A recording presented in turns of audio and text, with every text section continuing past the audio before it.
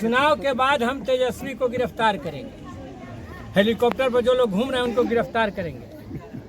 पहली बात तो यह कि ये धमकी की भाषा बंद करिए चुनाव में, एक नंबर बात। और दूसरी बात, आप अपने गिरफ्तारी से बचने की तैयारी करिए मोदी जी।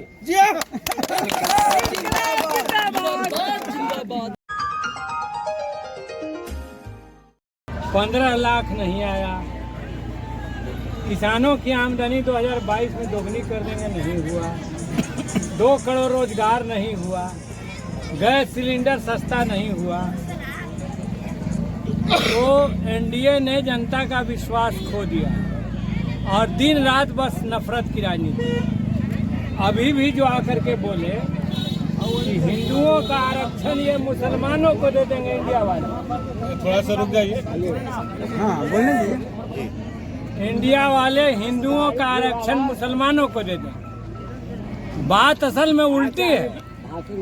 बात उल्टी ये है कि जातीय जनगणना ने नक्शा साफ कर दिया कि किसकी कितनी संख्या है, तो आरक्षण की मांग तो बढ़ गई। और बिहार सरकार ने, जब महागठबंधन की सरकार थी, उसने 75% कर दिया। तो बेचैनी असल इससे है, परेशानी इससे है। आज भी आरक्षण कोई हिंदू मुसलमान के आधार पर नहीं है। आज भी मंडल कमीशन जो बना था, तो आरक्षण है शुद्ध रूप से शैक्षणिक और सामाजिक पिछड़ापन के आधार पर। कौन जातियां, कौन समूह कितने पिछड़े रहे हैं सामाजिक रूप से, शैक्षणिक रूप से, इसके आधार पर है। मंडल कमीशन में सूची बनी हुई है। एनेक्सर 1 में कौन है, एनेक्सर 2 में कौन है, दलित में कौन है, अनुसूचित जाति में कौन है। इसलिए देश की सबसे ऊंची कुर्सी पर बैठा हुआ आदमी इतना नीच बात बोल रहा है, तो उनको असल हर चीज में ये पॉलिटिक्स करनी है, नफरत की, बंटवारे की। और इंडिया पर भरोसा लोगों ने कर लिया है। ऐसी मीटिंगें रात के 12 बजे हमने की हैं, 2 बजे की हैं। तो ये जनुभार बता रहा है जनता ही जीतती है, जिधर बहुमत झुक जाता है उसकी जीत हो जाती है। तो आज जनुभार और जन सैलाव जो है इंडिया गठबंधन के पक्ष में है। अब तो हवा आंधी का रूप ले चुकी है। अब इसमें एनडीए को कहीं रुकना नहीं है, अब उसको खत्म हो जाना है। एक बात और बोले वो, सत्ता के घमंड में, कि चुनाव के बाद हम तेजस्वी को गिरफ्तार करेंगे, हेलीकॉप्टर पर जो लोग घूम रहे हैं उनको गिरफ्तार करेंगे। पहली बात तो यह कि ये धमकी की भाषा बंद करिए चुनाव में, एक नंबर बात। और दूसरी बात, आप अपने गिरफ्तारी से बचने की तैयारी करिए मोदी जी। सरकार बनने जा रही है इंडिया गठबंधन की, होश में आई है। इंडिया गठबंधन की सरकार बनने जा रही है। इसीलिए एक तो चुनाव में इस भाषा का इस्तेमाल मत करिए आप। और दूसरी बात कि आपकी सरकार नहीं रहने वाली है।